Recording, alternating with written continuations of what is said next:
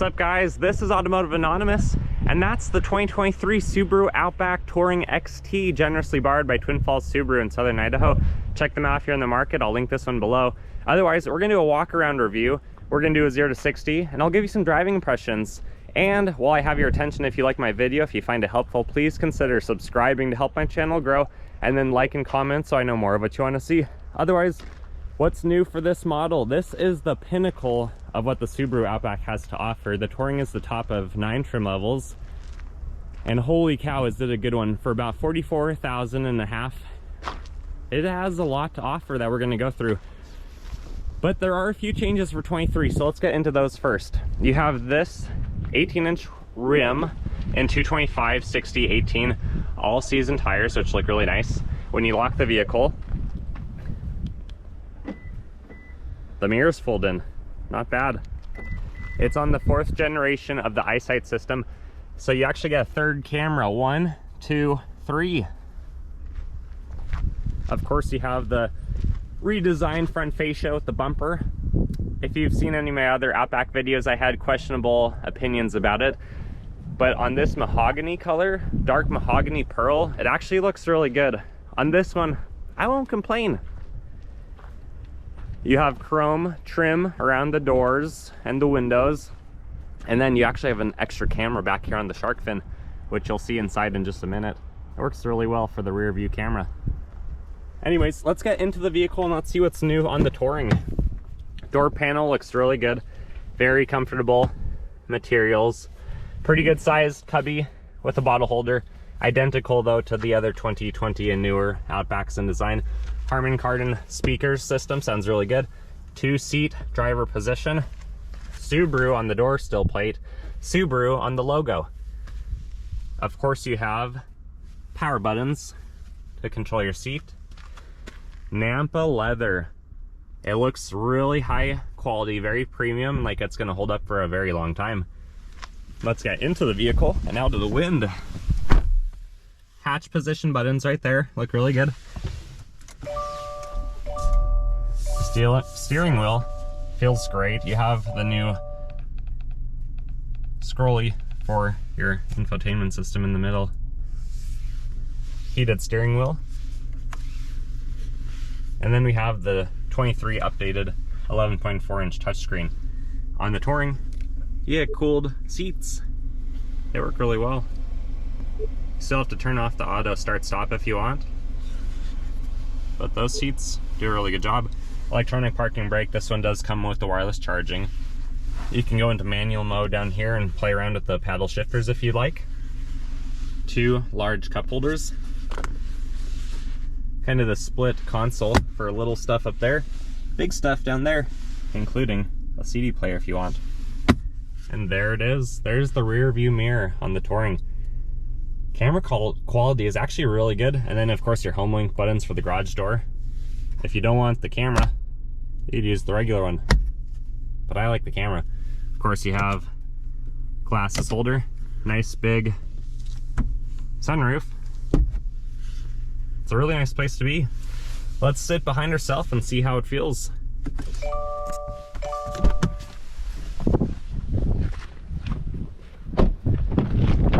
Again, another excellent door panel. Pretty good sized. You can fit a bottle back there pretty conveniently. And then double map pockets, Apple Maps, paper maps, and a split. You have vents, you have heated seats, you have some outlets back here. Nampa leather follows throughout the vehicle. You can recline the seat and it actually feels really good. So then sitting behind myself at 5'11", I've got a few inches of room. It's a really nice place to be. Center console has 2 cup holders. Feels really cozy back here. I wouldn't have any reservations on going for a long drive or across country in the back of an Outback. Alright guys, some cool stuff back here.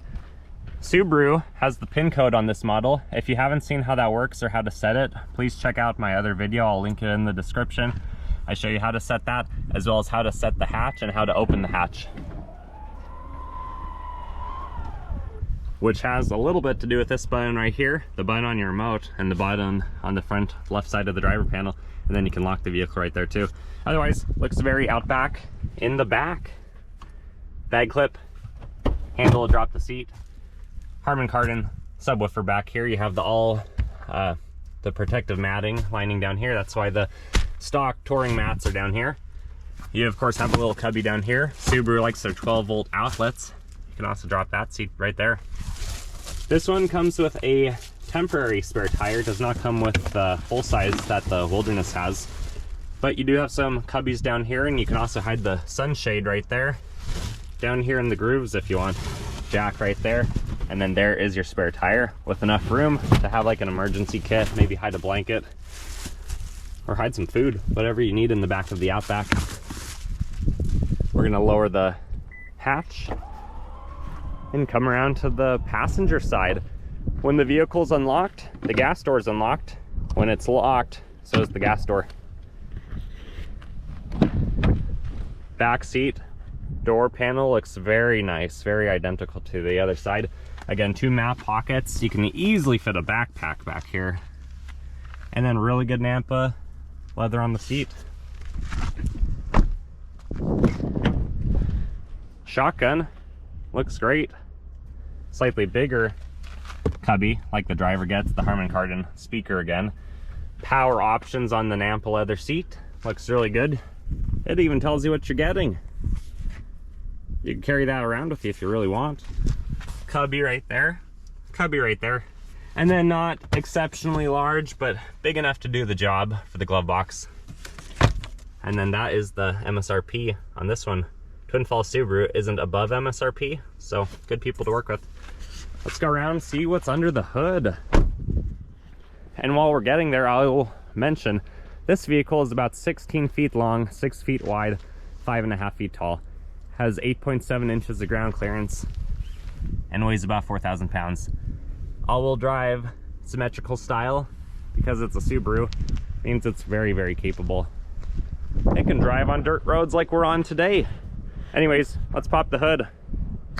There it is. There's the brand new, very clean 2.4 or the FA24DiT Turbo. Of course, top mount oil filter, oil fill, 0W20 of full synthetic, windshield washer, reservoir, dipstick over here, top mount intercooler cooling the air underneath as it goes through the throttle body and then into the upper intake manifolds.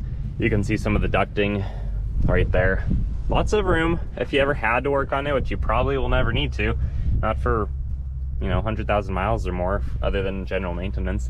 Looks really good, easy to reach. You could do a lot down here. Alternator right on the top if that ever goes out. That really wouldn't be a problem to change. All right, let's drop the hood. Let's get some driving impressions and a 0 to 60.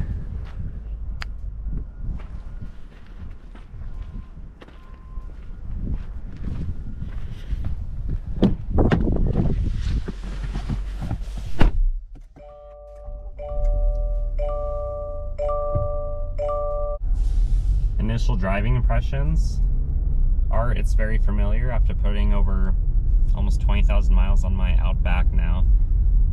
It feels very well designed, very well engineered. Power going up this hill, no problem, especially with the turbo, even though we're at altitude. It's easy, the engine's not stressing, it's under 2,000 RPM. Visibility is just phenomenal. You can see everything really well through the driver's seat of an Outback.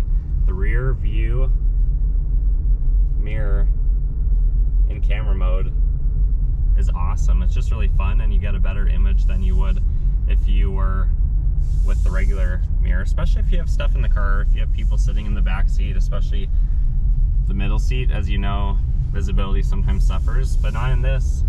Everything's where you need it to be. The heated steering wheel feels really good, and I'll be honest guys, I'm kind of jealous. I'm missing that in my Wilderness. Everything else is right where you need it. The heated seats feel great. Infotainment, it's improved on this 23 model. Cup holder, shifter, everything's right where you want it. No reservations.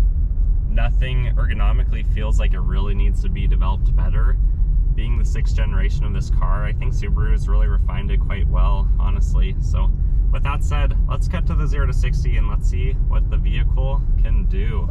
All right, 0 to 60, the first one will be a brake rev, the second one will be off of idle. We're gonna do this with X mode on, so traction control is off. If anything, it'll only help on the launch, and then I'll post the GPS graph after each one. Let's begin.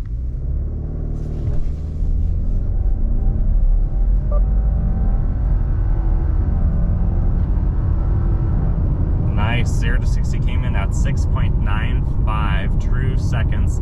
If it was being rated by the magazine, it would be a few tenths faster, which you'll see on the graph at the bottom.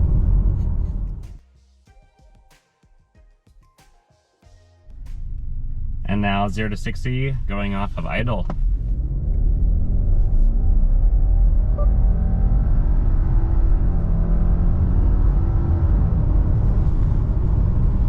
That was pretty quick, 7.19, so it only makes about a quarter second difference if you do a rev, it looks like. Also, we did both of these tests in regular drive because I don't think most people are going to be out shifting the CVT with the shifters.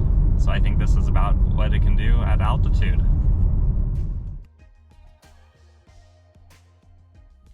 Final thoughts.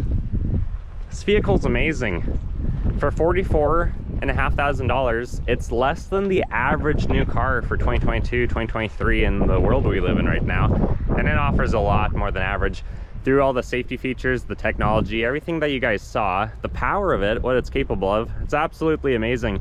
I think if you guys are in the market for a really good family vehicle that can do what you need to do in most situations, I strongly recommend you check out the Outback.